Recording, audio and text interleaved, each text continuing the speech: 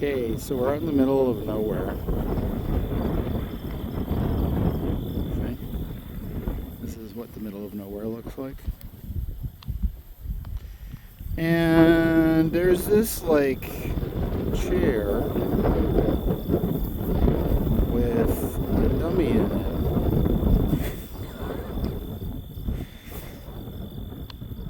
All right then.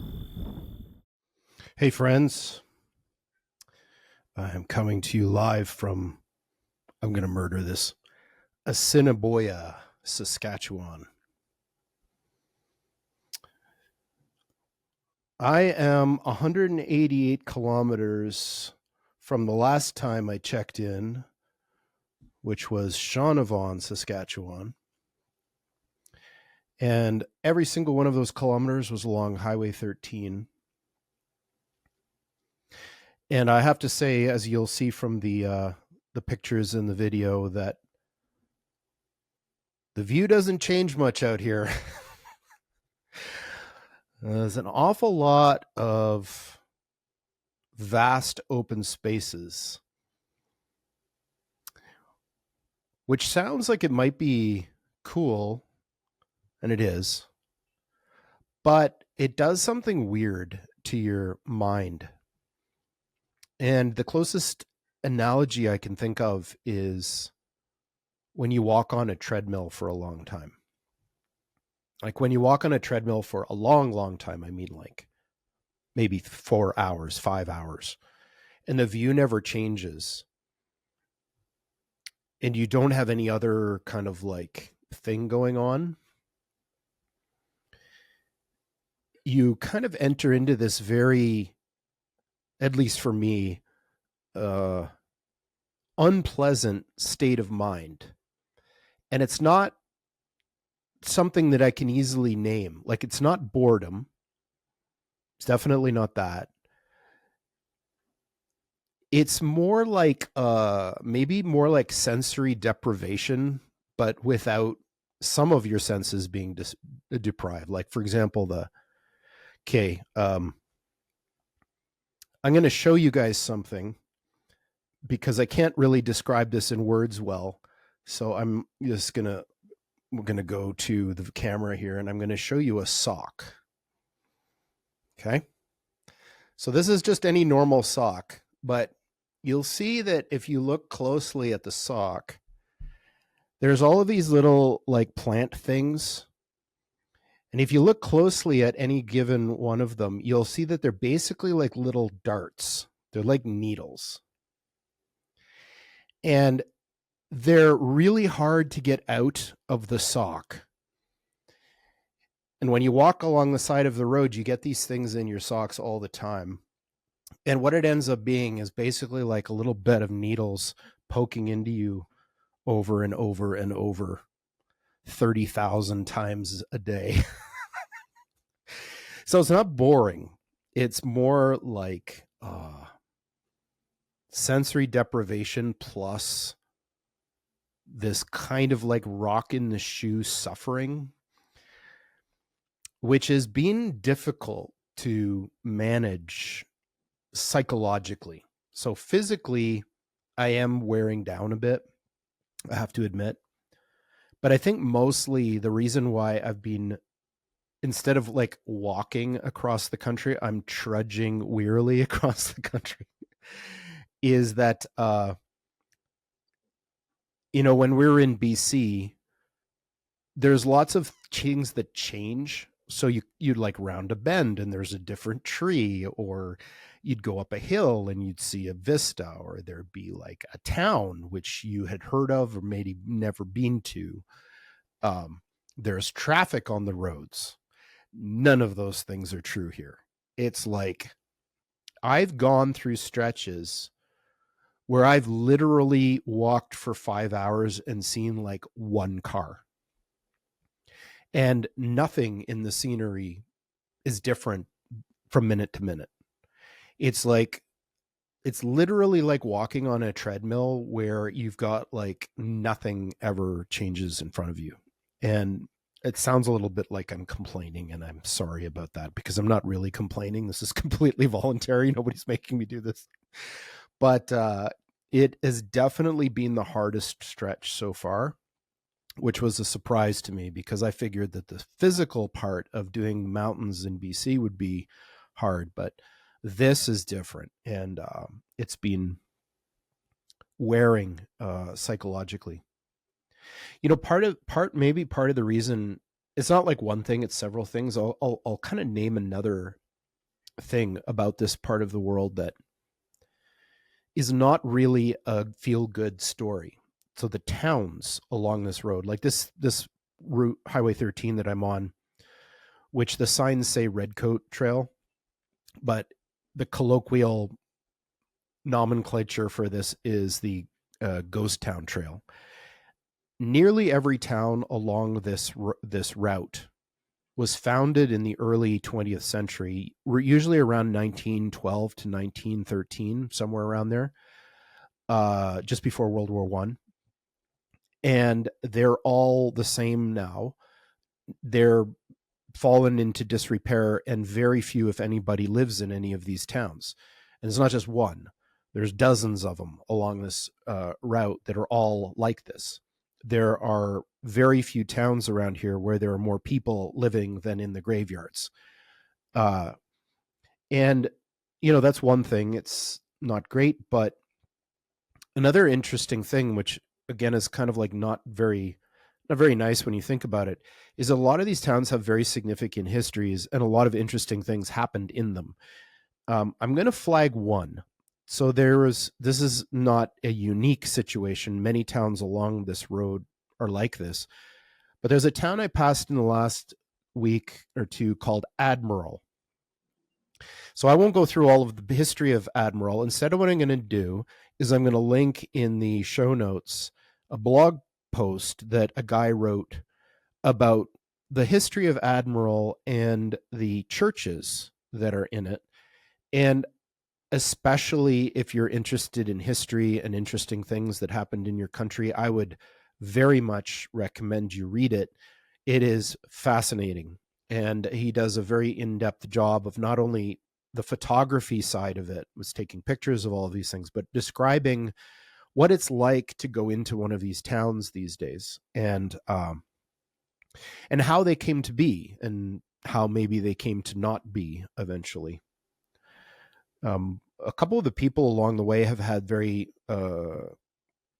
interesting takes on the reasons why this region has gone away, essentially, as a place to live. And it's complicated, but I think the root cause is that this place economically is founded on resource extraction, mining, farming, both of cattle and also crops. And all of those things are done better at scale in terms of, economically. You need big. And so all of this small operations can't survive on their own. So they sell to the bigger organizations, and the bigger organizations don't need to be physically located here in terms of the management or the company. They can be somewhere else. And apparently the law changed recently in Saskatchewan, where it used to be that if you owned a farm here, you had to live here, but that's no longer true. So what happens is people live in other places like Calgary or Edmonton, and they own the big farm here. And so people don't actually live here. And they'll bring in people to work the farm when it's harvest time, or the times when people have to physically be here, but they don't actually live in these communities. Now, of course, all this is secondhand. I don't know if this is true or not. It's just what people are saying, but it makes sense to me. So when in our last couple of weeks, we started in Shaunavon and started working our way east, and we stayed in a town called Ponteix. And Ponteix is one of these towns that is a little bit bigger than the ones that I'm describing, and there's still people there. And it was nice. And then keeping going east, we went through a couple other towns that were struggling, but still had populations, Lafleche and Limerick. And the town I'm in now, Assiniboia, has about, I think, 1,500 people. It's funny how your gauge of like the size of a town changes when you're out here. Like for me now, a town of 10,000 is like almost unimaginably large. uh, there's one along the path, I think, a town called Weyburn, which is coming up, I think, is in that territory. And I'm thinking the picture I have in my head is like the opulence of Paris. I'm sure it's not, but a place that has more than one big box store or like more than one restaurant is sort of like in a totally different category for me now than these places that we've been going through. What else? I've made quite a bit of progress on this, making a website where people can play this game that was the subject of my X Prize submission. And it's an interesting thing because it makes you realize how hard it is to actually make something good that requires a lot of different pieces. I'm trying to do the whole thing myself. And, last night I was watching the Halo series on Netflix. And I was thinking, like, how good does this look? I was thinking, like, could I make something look that good? And the answer is obviously no. And I'm like, how do they do this? How is it possible that people can create something that looks this good? And I don't know. AI is definitely not there yet. People talk about like one person companies in the future being worth billions of dollars. I suppose maybe it's possible if you did everything just so, but it still feels to me like in a complex thing, you really do need a team of people. Like there's no one person who knows how to do all this stuff. And, even this relatively simple thing that I'm doing now, I had to make like order 10 different GitHub repos with different code that, I had to write all myself for different parts of this. Everything from like advanced theoretical physics to like, how to authenticate a person on a website. And then not only do you have to do all that back end stuff, but you also have to make it look nice and you have to make it easy to use and all of those sorts of things. And each of them is a special skill, and doing everything yourself is, if you want to do it right, is really hard. I think that this is like the point where technology is at, is that if you want to do something bad, it's easy to just throw something up, but people call it AI slop for a reason. It's really easy to make something that is gross and makes you want to vomit when you use it or whatever. Making something good in code is still an art. And I'm worried that it's sort of maybe becoming a lost art, because it's hard for somebody to sit down and really think through how to do something properly when everybody else is racing and throwing kind of garbage out and the signal to noise goes down. Anyway, just a thought. I think that people who do like mission critical stuff, like stuff that goes into surgery robots or whatever, you have to think very differently about how you make code. And I think my bias has always been to do that anyway, even if you're doing something that's not going to kill somebody. If you have a bug in your code, I still feel more like an artisan. Like if you're an artist and you're creating art, you don't want it to suck, because it's an expression kind of like of your aesthetic or something. So for me, programming is like that. It's an art form, and I don't want it to suck. I would be embarrassed if something that I created was terrible. Even if it quote unquote works, I don't think that's the right bar. It has to reach a different bar. Because like the analogy is like, say you're, I don't know, you're drawing or painting. Having a painting work kind of means like, oh, I can tell that's a horse.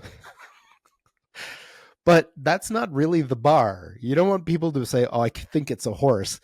You want it to evoke some kind of emotional reaction or something. And, I think that the code can do that if you do it right. Anyway, it's my objective with all of this. So it's nearly ready to be exposed. Probably by the time I do the next video, I'll have something, and I'll probably share it here first, because regardless of how much I work on this, it's never going to be great. So, because I'm just one guy. So I'm going to kind of like test it first on some folks who may be a little bit more kind or friendly, and see how that goes. I'm also offering a cash prize to anybody who can beat the thing I built. I haven't quite worked out exactly the mechanics of how this is going to work, but it's on my own personal money, so it's not going to be too much.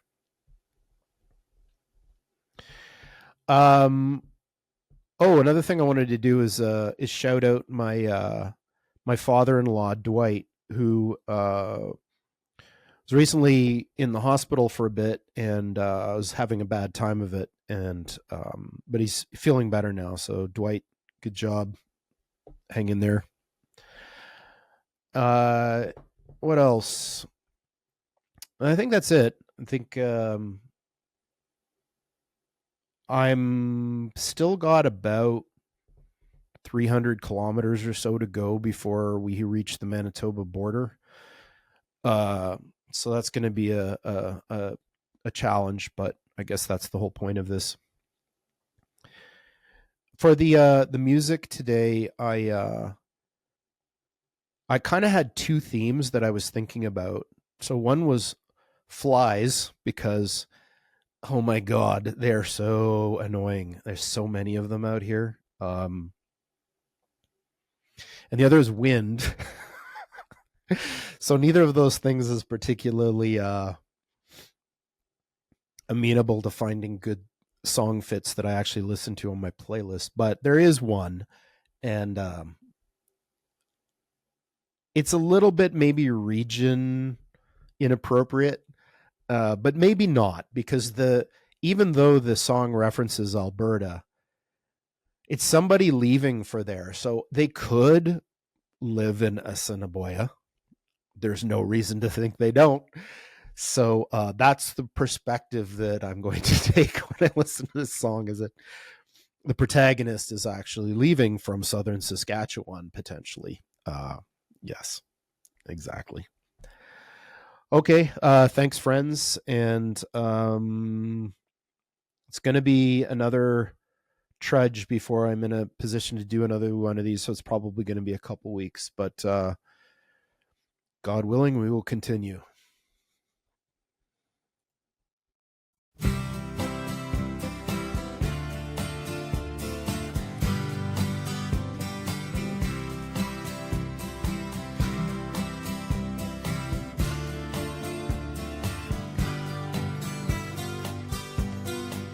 Think I'll go out to Alberta. Weather's good there in the fall. I got some friends that I could go to working for. Still, I wish you'd change your mind if I ask you one more time. But we've been through this 100 times or more. For strong winds that blow lonely, 7 seas that run high, all those things that don't change, come what may. If the good times are all gone, then I'm bound for moving on. I'll look for you if I'm ever back this way. If I get there before the snow flies and things are looking good, you could meet me if I send you down the fair.